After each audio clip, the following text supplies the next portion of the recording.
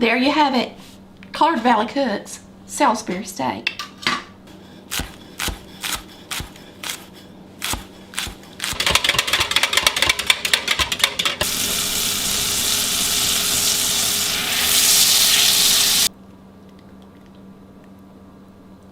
We're making a family favorite. This is a great dish to make during the holidays for your family. It's something that you can mix up, put in the oven, and make the gravy while the meat is cooking, and everyone is going to think it's amazing. Salisbury steak.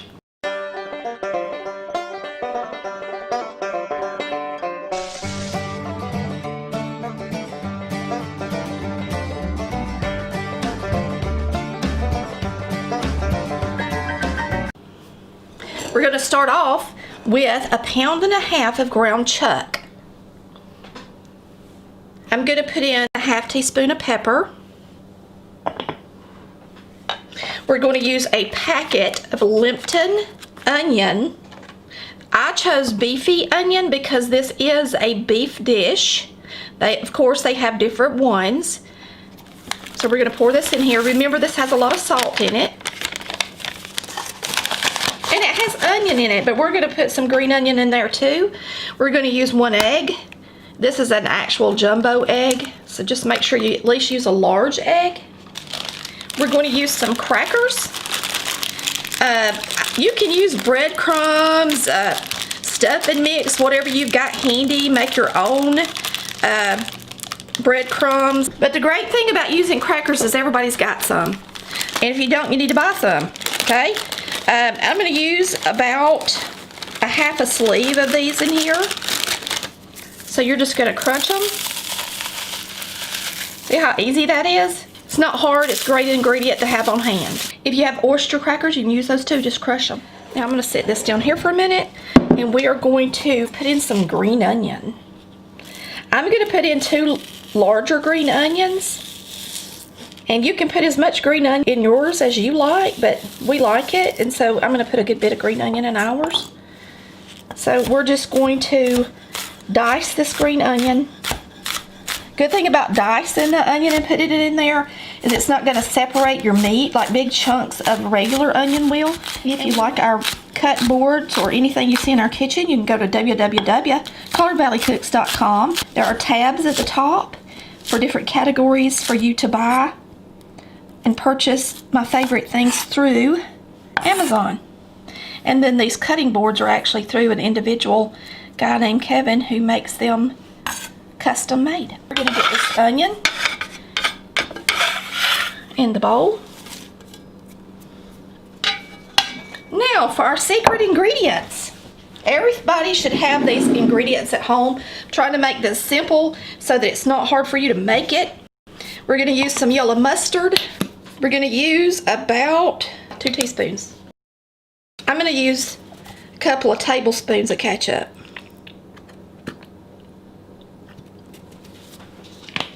And then Worcestershire, you want to get at least a tablespoon's worth, so just put some in there. Now it's time to mix it up.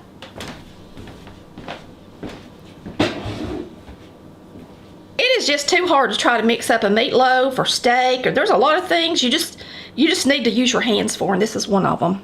I was going to try to do it for those that hate me cooking with my hands, but let's do it like I would do it, like Mama would do it, like Granny would do it. We're using our hands, mixing this up. Smells so good already. We're going to make some patties out of these, and we're going to place them on a pan so that we can cook them in the oven. Now, the good thing about using the oven to do these is because they have a lot of ingredients in them, especially ketchup and stuff like that, they'll tend to want to stick to the bottom and burn.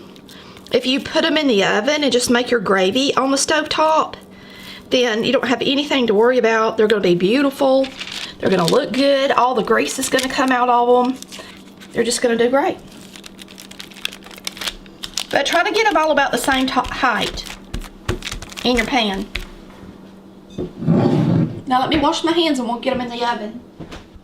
Okay, we're going to get our steaks in the oven, and I'm going to cook these at 350 degrees for for 30 minutes. Now, everybody's oven is different. Just make sure that you get this meat all the way done, even in the center, because it's ground beef. Okay. All right, while you're cooking your steak, you can go ahead and start prepping for your gravy. We are going to use a small yellow onion, and I am just going to slice it in small strips. You can't make Salisbury steak without a delicious gravy. Now, we didn't put garlic in our steak, but we are going to put some fresh garlic in our gravy. And it will be one of the last things that goes in because you want it to taste fresh. Now we have a half pint of mushrooms. And I think that's more than enough for our gravy. So I'm just going to chop these up a little bit so that they're not so big. I'm going to put these in my bowl and get them over here to the stove top so that when we make our gravy, they'll be handy. So there's our mushroom and our onion.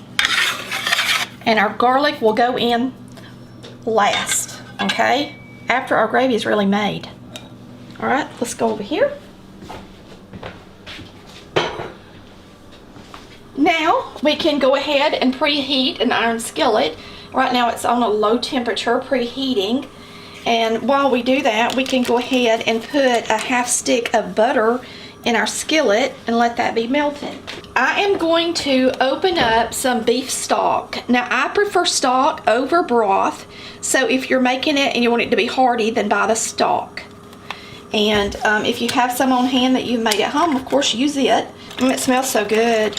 I say we use it all. This is a 32 ounce container of stock, so let's just use it all.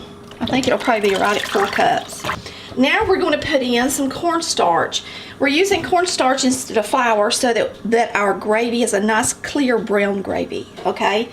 If you use flour and milk, then it would be cloudy and creamy looking. That is not what we want. So I'm going to use cornstarch. I'm using the tablespoons, and I'm actually going to use 5. Now we're going to mix the cornstarch in our stock. Make sure you beat it good.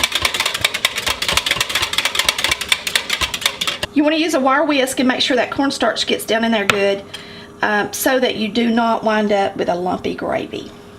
Let's go ahead and put in some Worcestershire sauce while we're at it. Put in about a tablespoon.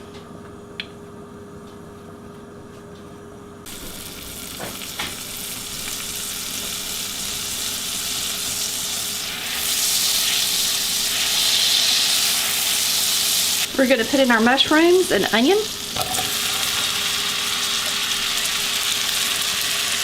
I'm going to go ahead and put in a little pepper, about a half a teaspoon. And we're just going to let these get a little bit soft. And then we'll make our gravy. But let these simmer just a few minutes and get soft. And continue to stir them so that since you got so much in the skillet, you want to make sure they rotate. Alright, that looks about right to me. You don't want to just cook it to death. You want, to be pretty in your gravy. Now I'm going to whisk. You can see that the cornstarch has kind of made its way down to the bottom of my stock. So we're just going to whisk it really well.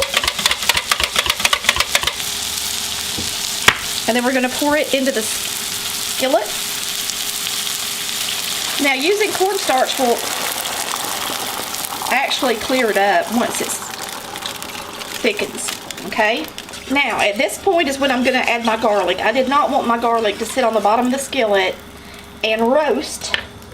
I want it to taste fresh. You do the same thing with spaghetti sauce if you're smart, if you want the garlic flavor in there. So we're going to take a clove of garlic, we're going to put it through the press, and we are going to put it in our gravy.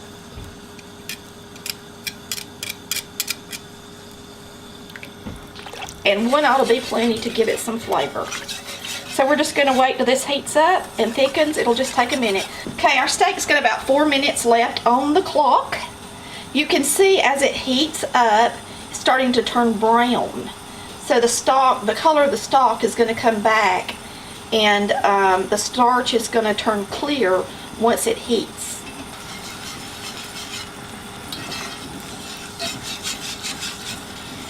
All right, so this is about perfect.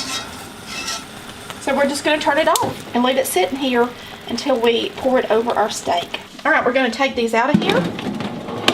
Good thing about doing them in the oven is you can do something else in the kitchen while they cook. They smell good. All right, we're going to put these right here, and we're going to make a plate. All right, we're going to use this steak. We're going to put it on our plate. All right, we're going to put our gravy over the top.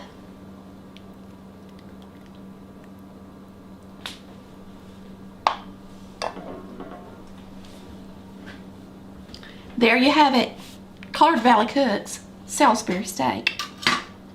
Does that look good or what? Be really good with some cream potatoes, y'all. Let's have a taste.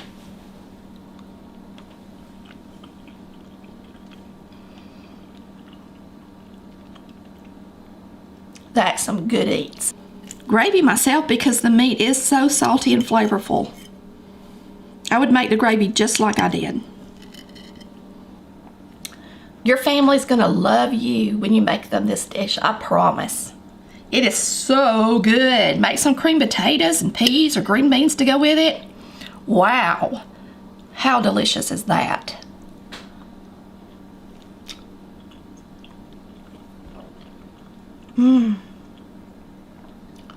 Thanks for watching Colored Valley Cooks, where we cook like Mama did. And I gave you simple ingredients to make this outstanding dish too.